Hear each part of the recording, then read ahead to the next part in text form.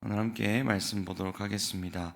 오늘 말씀은 요한복음 1장 19절에서 34절까지 말씀입니다. 요한복음 1장 19절에서 34절까지 말씀입니다.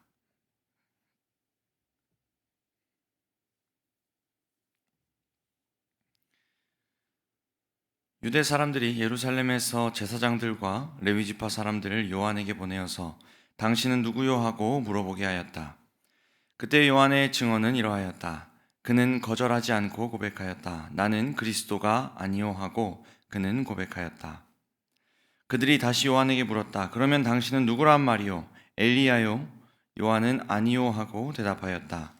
당신은 그 예언자요? 하고 그들이 물으니 요한은 아니요 하고 대답하였다. 그래서 그들이 말하였다. 그러면 당신은 누구란 말이요? 우리를 보낸 사람들에게 대답할 말을 좀 해주시오. 당신은 자신을 무엇이라고 말하시오? 요한이 대답하였다. 예언자 이사야가 말한 대로 나는 광야에서 외치는 이의 소리요. 너희는 주님의 길을 곧게 하여라 하고 말이요. 그들은 바리새파 사람들이 보낸 사람들이었다. 그들이 또 요한에게 물었다. 당신이 그리스도도 아니고 엘리야도 아니고 그 예언자도 아니면 어찌하여 세례를 주시오? 요한이 대답하였다. 나는 물로 세례를 주오. 그런데 여러분 가운데 여러분이 알지 못하는 이가 한 분 서 계시오. 그는 내 뒤에 오시는 분이지만 나는 그분의 신발끈을 풀 만한 자격도 없소. 이것은 요한이 세례를 주던 요단강 건너편 베다니에서 일어난 일이다. 다음 날 요한은 예수께서 자기에게 오시는 것을 보고 말하였다. 보시오, 세상 죄를 지고 가는 하나님의 어린 양입니다. 내가 전에 말하기를 내 뒤에 한 분이 오실 터인데 그분은 나보다 먼저 계시기에 나보다 앞서신 분입니다 한 적이 있습니다. 그것은 이분을 두고 한 말입니다. 나도 이분을 알지 못하였습니다. 내가 와서 물로 세례를 주는 것은 이분을 이스라엘에게 알리려고 하는 것입니다. 요한이 또 증언하여 말하였다. 나는 성령이 비둘기같이 하늘에서 내려와서 이분 위에 머무는 것을 보았습니다. 나도 이분을 몰랐습니다. 그러나 나를 보내어 물로 세례를 주게 하신 분이 나에게 말씀하시기를 성령이 어떤 사람 위에 내려와서 머무는 것을 보거든 그가 바로 성령으로 세례를 주시는 분임을 알아라 하셨습니다. 그런데 나는 그것을 보았습니다. 그래서 나는 이분이 하나님의 아들이라고 증언하였습니다. 아멘. 오늘 본문은 요한복음 1장 말씀으로 이 사람들이 세례 요한에게 찾아온 일과 세례 요한이 예수님을 증언하는 내용을 기록하고 있습니다. 본문의 시작인 19절 말씀을 보면 유대 사람들이 이 제사장들과 레위 지파 사람들을 대표단으로 꾸려서 세례 요한에게 보내었다고 기록합니다. 이처럼 종교 지도자들이 대표단을 꾸려서 요한에게 보내어진 것은 그 당시 세례 요한이 유대 사회에 주었던 영향이 상당했음을 보여주고 있습니다. 광야에서 활동한 세례 요한은 사람들에게 물로 세례를 베풀면서 죄를 회개하도록 하는 일을 했습니다. 이 모습은 기존에는 볼 수 없었던 사역 방식이었기 때문에 이 종교 지도자들은 요한에게 찾아가서 묻기 시작했습니다. 당신은 누구요? 라고 묻기 시작했고 20절 말씀에 요한은 답합니다. 나는 그리스도가 아니요. 요한은 그들의 질문의 의도를 잘 파악하고 있었습니다. 당시에 많은 사람들은 요한이 행하는 일을 보면서 이 세례 요한이 어쩌면 선지자들이 예언했던 바로 그 메시아, 곧 그리스도일 수 있겠다는 생각을 했습니다. 종교 지도자들도 마찬가지였습니다. 하지만 요한은 자신이 그 메시아가 아니라고 선을 긋습니다.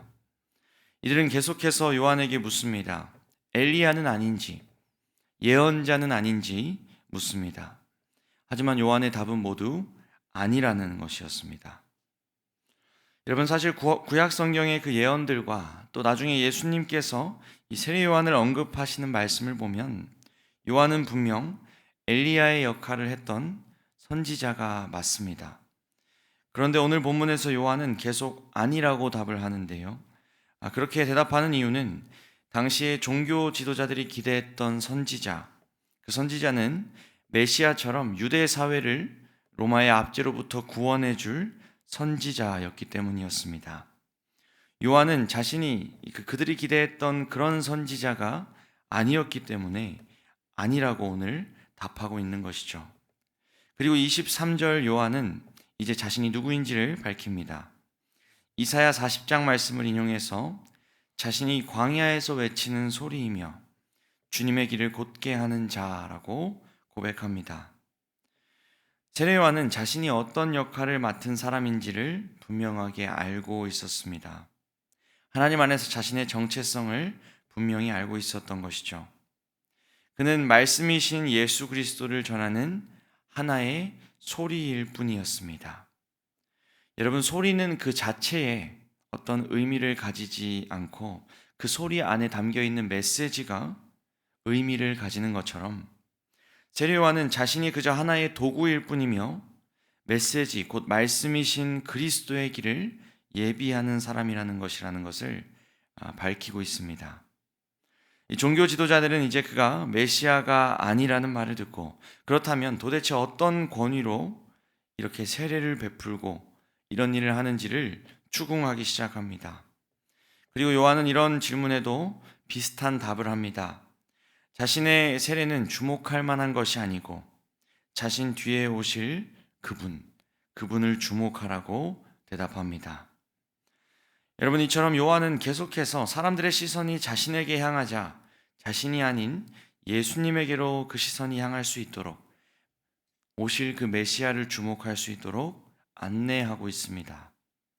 그가 그렇게 할 수 있었던 것은 하나님 앞에서 자신의 역할을, 자신의 사명을 이해하고 있었기 때문이었습니다. 하나님이 그에게 맡기신 사명, 곧 주님의 오실 길을 예비하는 일을 충성스럽게 감당하며 사람들의 시선을 그리스도께로 향하게 하고 있습니다. 사랑하는 성도 여러분, 오늘 이 본문 속에 사명을 감당하고 있는 이 요한의 모습이 우리 더향상교회에도 있기를 소망합니다.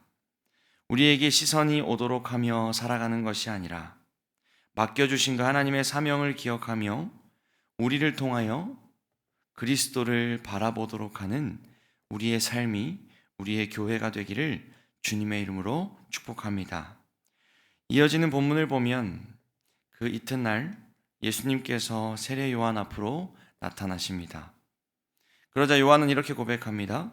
보시오, 세상 죄를 지고 가는 하나님의 어린 양입니다. 여기서 어린 양은 속죄를 위한 유월절 어린 양을 떠올리게 합니다. 그리고 실제로 이 요한의 고백대로 모든 그 복음서, 요한복음도 마찬가지로 마지막을 보면 예수님은 그 세상 죄를 위한 어린 양으로 희생을 당하시죠. 요한은 사람들에게 이 예수님을 증언하기 시작합니다. 그가 그동안 말했던 그분이 바로 자기의 눈앞에 있는 예수라는 사실을 고백합니다. 그리고 31절을 보면 요한도 처음에는 이 예수가 메시아임을 알지 못했다고 말하고 있습니다. 그가 아무리 선지자일지라도 하나님의 보냄받은 사람일지라도 처음부터 이 예수가 메시아인 줄은 알 수 없었던 것이죠. 33절에도 이 말을 하고 있는데요. 그런데 이렇게 말합니다. 그가 예수님이 메시아인 줄 알 수 있었던 것은 하나님께서 그에게 직접 알려주셨기 때문이라고 말하고 있습니다. 그가 세례를 베풀 때 성령이 그 위에 머무는 것을 통해 이 예수가 바로 메시아임을 깨닫게 되었던 것이죠. 하나님이 깨닫게 해주셨습니다. 세례 요한이 예수를 메시아로 알 수 있었던 것, 받아들일 수 있었던 것에는 전적인 하나님의 역사와 깨닫게 하심이 있었다는 것입니다. 그리고 오늘 우리도 그렇습니다. 한 번도 보지 못한 그 예수님, 눈으로 절대 확인할 수 없는 그 예수님, 그리고 그 예수님의 십자가 사랑, 그것이 2000년이 지난 오늘 우리가 믿어지는 이유, 믿을 수 있고 찬양할 수 있는 것은 우리의 믿음이 훌륭해서가 결코 아닌 줄 믿습니다. 마지막 선지자였던 그 세례 요한도 그것을 결코 알 수 없었으나 하나님의 은혜로 깨닫게 된 것처럼 여러분, 오늘 우리도 말로 절대로 표현할 수 없고 설명할 수 없는 그 하나님의 일하심으로 오늘날 그 예수 그리스도를 우리의 구원자로 믿고 따를 수 있는 줄 믿으시기를 바랍니다. 전적인 하나님의 은혜입니다. 그 깨닫게 하신 은혜에 감사하며 살아가는 우리 더향상교회 되기를 소망합니다. 그리고 여러분, 우리가 정말로 은혜로 그것을 알게 되었다면 오늘날 우리가 이 복음을 전해야 할 그 VIP들의 마음 문을 여실 분도 오직 하나님이신 줄 믿습니다. 세례 요한의 마음의 문을 열어주셨던 것처럼 또 오늘 우리의 마음의 문을 열어주셨던 것처럼 그들의 마음의 문을 여실 분도 하나님이신 줄 믿습니다. 열심으로 그들을 섬기고 또 오늘 세례 요한처럼 계속해서 그들이 예수님을 바라볼 수 있도록 안내하는 것이 우리의 역할이라면 그들의 믿음을 정말로 자라나게 하실 분은 오직 하나님이신 줄 믿습니다. 그렇기 때문에 우리는 그 하나님의 때를 기다리며 계속해서 기도하며 섬겨야 하는 줄 믿습니다. 바라기는 우리 더향상교회가 우리의 믿음이 그렇게 자라났던 것처럼 자라나고 있는 것처럼 하나님의 때를 기다리며 우리에게 맡겨주신 그 영혼들을 위해서 더욱 열심으로 섬기며 기도하는 우리 공동체 되기를 주님의 이름으로 축복합니다. 다 같이 기도하겠습니다. 하나님 감사합니다. 오늘도 새 날을 허락하여 주시고 하나님 앞에 말씀을 보며 기도하며 이 하루를 살아갈 수 있게 하시니 감사를 드립니다. 하나님, 오늘 말씀을 통해 보게 됩니다. 하나님이 세례 요한에게 사명을 주시며 사람들을 그리스도에게로 향하게 하셨던 것처럼 하나님, 오늘 우리 더향상교회에도 그 사명을 주시며 세상의 수많은 사람들이 그리스도를 바라볼 수 있도록 하게 하시는 줄 믿습니다. 그 맡겨주신 사명을 기억하며 충성되게 감당할 수 있도록 인도하여 주시옵소서. 하나님, 사람의 힘으로 하나님을 믿을 수 없음을 또한 보게 됩니다.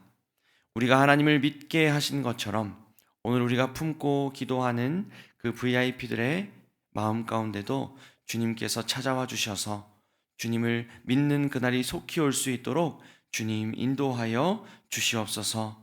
주님, 환우들을 위해 기억하며 기도합니다.